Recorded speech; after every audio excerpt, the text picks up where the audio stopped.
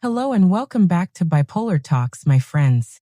Before we begin today's mindful journey into a topic that touches the lives of so many, both those living with mental illness and those who love them, I'd like to invite you to take just a moment to support this channel. If you find value in the conversations we have here, if these stories and insights help you feel a little less alone, please take a second to like this video, leave a thoughtful comment, subscribe to the channel, and share it with someone you think might benefit. These simple actions may seem small, but they are what keep our community alive, growing, and able to reach those who might be silently struggling right now. So, are you ready to slow down, breathe, and explore a question that is more common and more complicated than it may seem at first? Here's a question I hear often. From family members who are desperate to understand, from partners who feel helpless, from friends who are watching someone they care about fade into an emotional fog.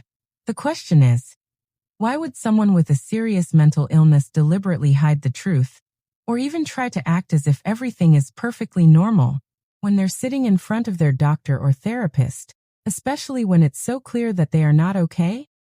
It's a question that carries both confusion and pain, because for someone on the outside, it can feel like the moment you finally have the chance to get help is the moment you would want to be most honest. But for many of us living with a serious condition, the reality is far more layered. Have you ever noticed yourself putting on a mask, even in front of the very people who are there to help you? I can tell you, because I've been that person, that it happens more often than you might think. I've had days when I went from a total emotional breakdown, crying uncontrollably or feeling like my world was collapsing, to sitting calmly across from my doctor, my voice steady, my hands folded neatly in my lap, maybe even smiling. Sometimes these appointments were just hours after a crisis, and yet I could somehow summon this strange, almost automatic ability to present myself as fine. And it didn't only happen in a quiet doctor's office. I've done the same thing with emergency medical teams who showed up at my door after someone called 911, believing I was in danger. With almost no effort, I could switch into this convincing performance that I was stable, composed, and absolutely not in need of hospitalization. Can you imagine how confusing it must be for others to see such a sharp change? And maybe, can you feel how exhausting it is to carry that double life inside yourself? 1. Fear of involuntary hospitalization. This, without a doubt, is the number one reason I, and so many others, have hidden symptoms. Being hospitalized against your will is one of the most terrifying possibilities for someone living with mental illness. And here's the truth. I've had hospital stays that were helpful and even life-saving, but I've also had experiences that left me feeling traumatized, powerless, and deeply mistrustful. When those negative memories live inside you, the thought of being taken to a psychiatric ward, especially without your consent, can feel like a threat hanging over your head every time you open up to a doctor. That fear shapes behavior. It whispers. If you say too much, if you seem too unstable, you might lose control over what happens to you. And so, instead of being completely honest, you find yourself carefully choosing your words, downplaying the severity of what's going on, or even putting on an entirely false front. Over time, that can become second nature. I've learned that one of the few ways to protect myself from this cycle is to seek help before a crisis spirals into something unmanageable. When I still have enough mental clarity to explain what's happening and advocate for my needs, I feel less at the mercy of the system. But once I cross into full-blown psychosis or severe mania, my ability to speak for myself can vanish in an instant. Have you ever stayed silent or softened the truth because you were afraid of losing control over your own treatment? 2. Not recognizing the full extent of the illness. Another powerful reason people hide the truth, and one that is often misunderstood, is that sometimes we genuinely do not see, or cannot fully recognize, how unwell we are. This isn't about lying in a calculated way. This is about the mind being clouded by the illness itself, distorting our perception, and convincing us that what we're experiencing is normal, temporary, or not as bad as others make it seem. For example, in mania, you might feel energized, productive, even invincible. And when you feel amazing, why would you think you need help? The illness builds this invisible wall between you and reality. And from inside it, everything can look fine. It's not until later, sometimes much later, that you realize you were spiraling all along. This lack of insight is a documented symptom in many psychiatric conditions. It even has a name, anosognosia, which is when a person literally cannot recognize that they are ill. And here's the thing, this isn't stubbornness, pride, or being difficult. It's a neurological effect of the illness. When you're living through it, you may sit in front of a psychiatrist and sincerely believe you're being truthful when you say, "I'm doing okay." The trouble is, the people around you may be seeing a completely different reality. And this mismatch can lead to frustration, mistrust, and a breakdown in communication between you and your care team.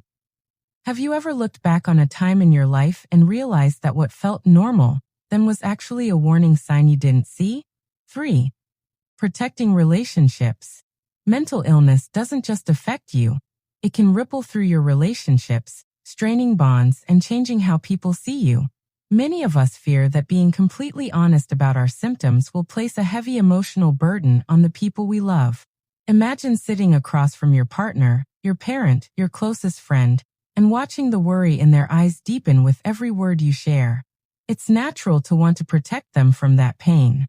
So you edit your truth. You shave off the sharp edges of what you're experiencing, hoping to spare them the full weight of your reality. But there's another layer here, too. Sometimes telling the full truth can change how people treat you. Even if they mean well, they might start hovering, checking on you constantly, or questioning your every decision. For some of us, this feels suffocating. And so, in an attempt to hold on to a sense of independence and equality in the relationship, we keep certain details to ourselves. The problem is, while this may protect the relationship in the short term, it can also lead to isolation in the long run, because no one is seeing the full picture of what you're going through. Have you ever held back about your struggles because you feared it would change the way someone looked at you? 4. Stigma and judgment. Stigma is a quiet but powerful force. Even in 2025, when mental health awareness has come so far, there's still a lingering undercurrent of judgment in many places. A subtle but painful feeling that having a mental illness makes you less than. This stigma can show up in many forms. Outright discrimination, patronizing attitudes, awkward silences, or whispered gossip behind your back. For someone already carrying the weight of an illness, the thought of adding judgment to the load can feel unbearable. This fear of stigma doesn't just come from strangers. It can come from within our own families, workplaces, or social circles. I've spoken to people who've had career opportunities suddenly disappear once colleagues learned about their diagnosis. Others have been told, often by people they trusted, that they were overreacting or just seeking attention. Experiences like these can teach you very quickly to keep your truth hidden. And so, when you sit in front of a healthcare provider, that same instinct kicks in. You minimize. You smile. You present a version of yourself that feels acceptable to the world. The irony, of course, is that this makes it harder to get the help you need. But when the alternative is risking judgment, secrecy can feel safer.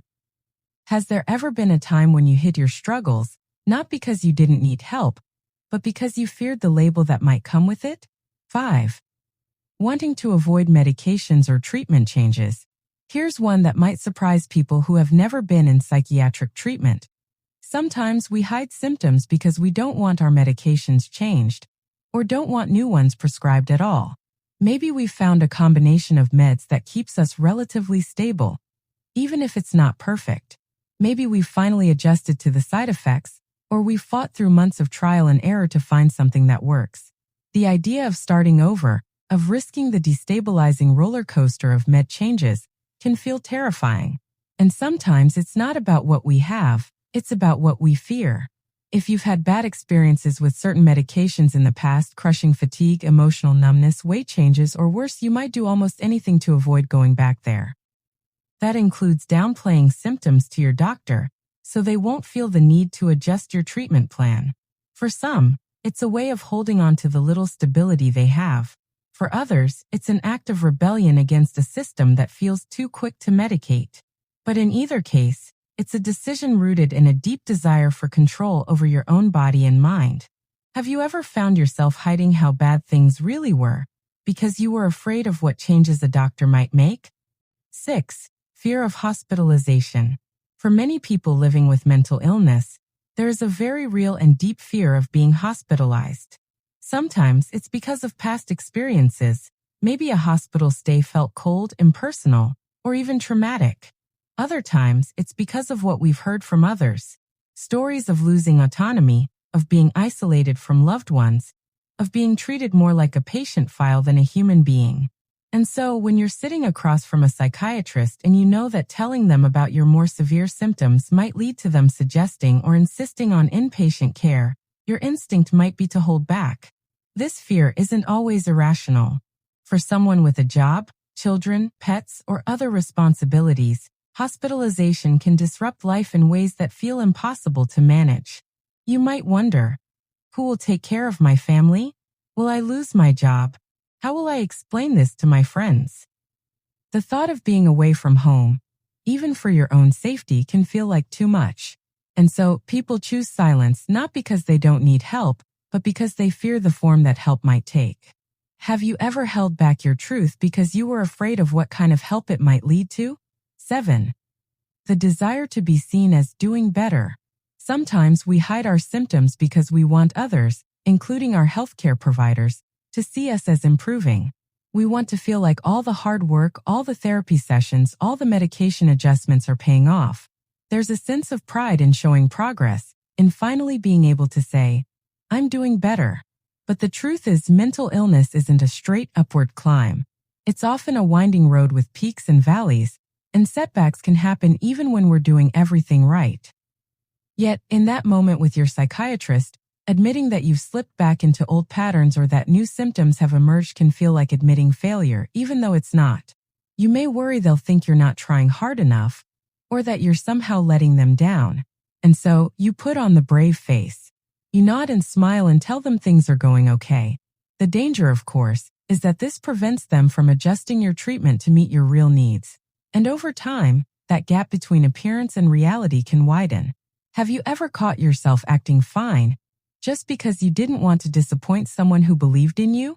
8. Avoiding difficult conversations.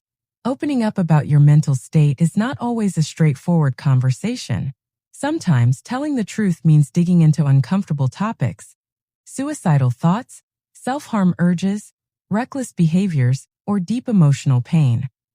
These are heavy subjects and they can feel overwhelming to talk about, not only because of what they mean for your mental health, but because of how the other person might react. Maybe you're afraid your psychiatrist will ask follow-up questions you're not ready to answer. Maybe you're not even sure how to put your experience into words. Or maybe you just don't have the emotional energy to unpack something so raw in that moment. And so, instead of going there, you keep the conversation safe. You talk about the surface-level stuff. You mention the things you can say without your voice breaking or your hands shaking. But in doing so, you also close the door on deeper understanding and more tailored help. Has there ever been a time when you avoided telling someone the truth simply because the conversation felt too heavy to have? 9. Feeling like it won't make a difference. There's a quiet, weary kind of hopelessness that can set in when you've been dealing with mental illness for a long time. If you've been through multiple psychiatrists, countless medication trials, and years of ups and downs, you might start to wonder if being completely honest even matters anymore. Maybe you've told the full truth before and nothing changed. Maybe you've shared everything and still felt unheard, misunderstood, or brushed aside. This sense of why bother can be powerful. It can make you feel like protecting your energy is more important than opening up, because opening up feels like wasted effort. And so you give short answers. You downplay the severity. You go through the motions of the appointment without revealing the depths of what's happening inside. It's not that you don't want to get better. It's that you've lost faith that the process will help you. Have you ever kept quiet, not out of fear, but because you doubted that saying more would change anything? 10. The hope that things will pass on their own. Finally, sometimes we hide symptoms simply because we believe, or want to believe, that they'll pass without intervention. Maybe you've been through episodes before and seen them fade with time. Maybe you've learned to cope in certain ways that make things just bearable enough to get through the day. There's comfort in the thought that, if I just hang on a little longer, this will get better. The problem is, not all episodes pass cleanly. Some deepen, some spiral, and some leave lasting consequences that might have been prevented with earlier intervention. But in the moment, it can feel safer to wait it out than to bring it up, especially if you're already carrying fatigue from past treatments. This hope, mixed with a little bit of denial, can keep people silent far longer than they realize. Have you ever told yourself, "It's fine, I'll get through this," only to realize later that you actually needed help sooner?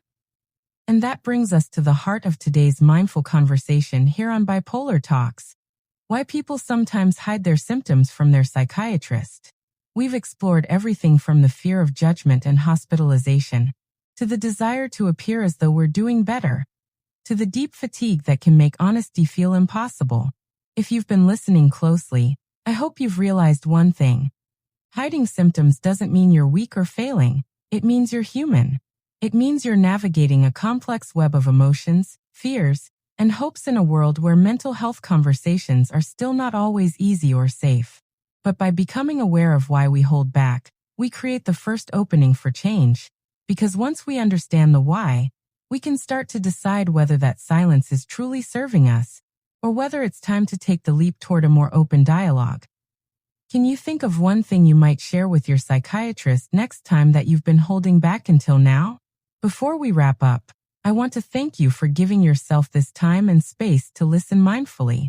These moments we spend together are not just about sharing information. They're about building a deeper, kinder understanding of ourselves and others who live with bipolar disorder and other mental health conditions. So, if this episode spoke to you, if it made you feel seen or helped you see someone else in your life more clearly, please take a moment to like this video, leave a thoughtful comment, subscribe to Bipolar Talks, and share this with someone who might need to hear it today.